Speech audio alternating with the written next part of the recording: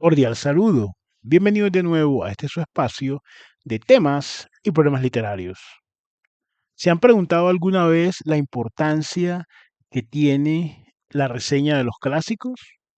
¿O quizá es en este momento una pérdida de tiempo, un error,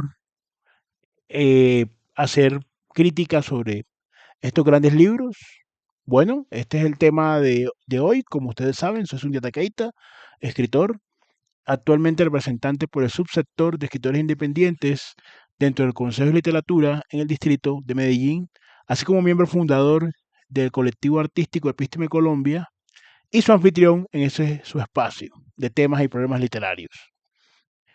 Pues bien, esta reflexión viene debido a que eh, hay mucho tráfico, mucho contenido en cuanto a las opiniones que se dan y ciertos argumentos en redes que se van posicionando y más allá de convertirse en tendencias o no, eh, generan reflexión e interacción.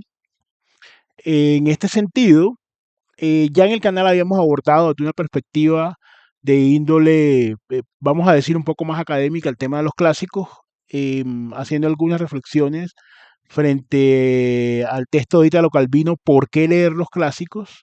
En esta ocasión vamos a hacerlo desde el punto de vista de las interacciones que hemos tenido con otras personas que también ejercen todo este universo de la literatura.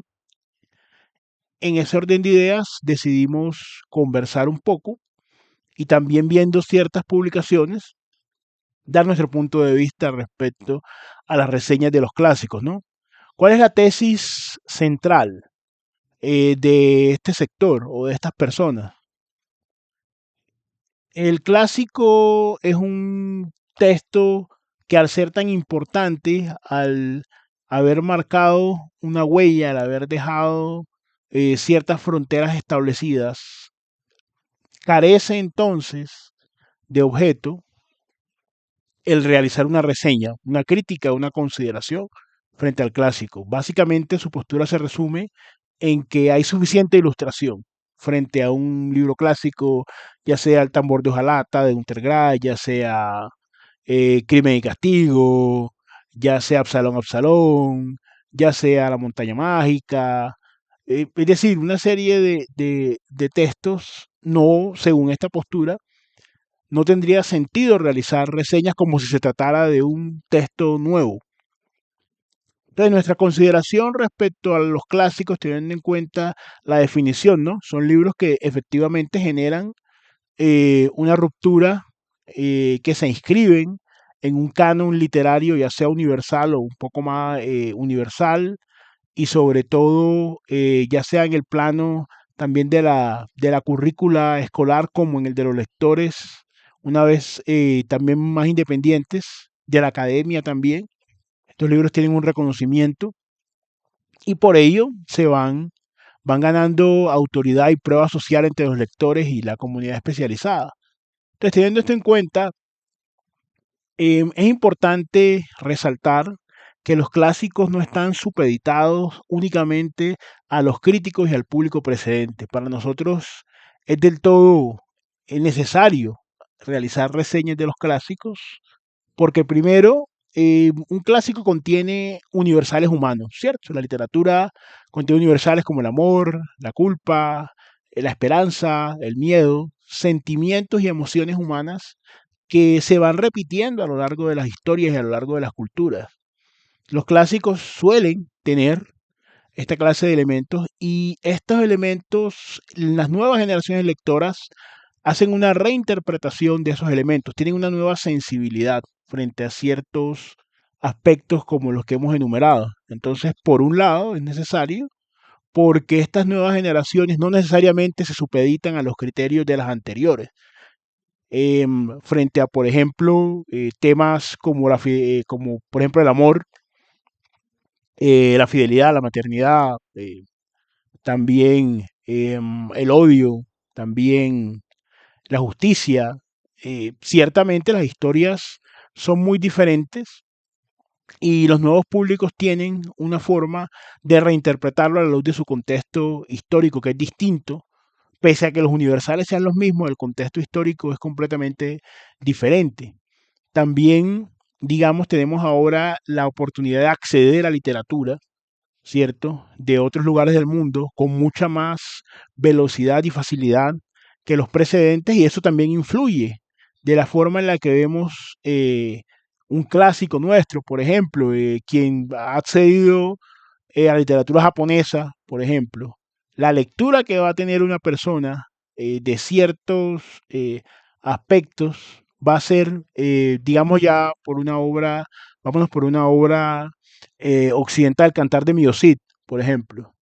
Entonces, quien ha accedido a esa literatura, sobre todo en los aspectos que tienen que ver con los códigos, digamos, los de los guerreros de allá, ¿cierto? Que cuentan la historia, los códigos samurái, la reinterpretación que puede hacer y la relectura que puede tener de un texto como el Cantar de Miocid, ¿cierto?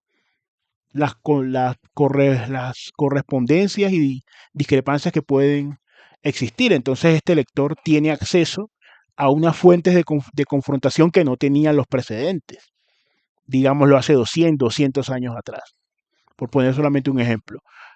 Ahí nos vamos a la crítica especializada, ¿cierto? Eso lo puede hacer tanto el lector promedio, mucho más el especialista.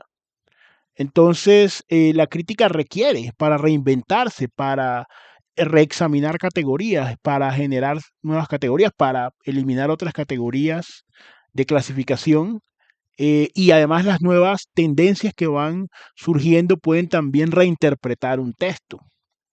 Entonces, en ese orden de ideas, también la crítica tiene un papel fundamental, la crítica especializada, como el sector que detenta un poder de precisamente no solamente reexaminar elementos del canon, sino de promover a nuevas obras a la categoría de canon, es decir, a que integren pues un conjunto de clásico, ¿cierto? Entonces, aunque es un proceso más lento, realmente el que un texto acceda a un clásico, por eso el tiempo es un juez fundamental, se habla de obras de 50, 100, 200, 300 y más años. En ese orden de ideas, entonces, tanto del lector promedio, uno como lector promedio tiene cierta eh, interpretación y, como habíamos dicho, cierta sensibilidad frente a los textos, y los que son críticos especializados también requieren reinventar categorías y se nutren permanentemente, ¿cierto? Conforme las escuelas de pensamiento dominantes, por ejemplo, en esta época de nosotros, que está tan polarizada y que la verdad es tan relativa, es un concepto que se ha relativizado, inclusive las nociones de, digamos, por lo menos en el caso de la literatura, como las nociones de qué es literatura y qué no, ya no dependen de ciertas categorías más rígidas. Entonces la reinterpretación de ciertos textos también se hace de esa mirada. Entonces, en conclusión, para nosotros considerar que los clásicos quedan fuera del rango de la reseña, fuera del rango de la crítica, fuera, porque bajo el argumento de que ya se han sobreanalizado y que son centenarios y que todo el mundo los conoce, realmente eso hace incurrir a estas personas en una especie de fetichismo academicista, ¿no? O de fetichismo del lector, pues dependiendo también si es una persona especializada o si es un lector, digámoslo, más o menos como uno más promedio, realmente se rinde una especie de culto, ¿no? Hay una especie de, digamos que ese clase se convierte en un tótem de alguna forma y es inamovible y no se puede acceder. O para acceder a él hay que tener ciertas fórmulas rituales y eso pues un ritualismo laico, lógicamente, intelectual, y eso privaría a esa obra, la sacaría de eh, el plano de la crítica sacralizándola. Eso nos parece que no puede ser de esa forma. De cualquier manera, como siempre, agradecerles la permanencia del canal, también pedirles que los que deseen se suscriban, que compartan, no es importante que comenten, ¿cierto? Si ustedes consideran que se puede o no hacer reseña de los clásicos, no siendo más por el momento y con el mayor de los gustos, nos veremos en una siguiente oportunidad.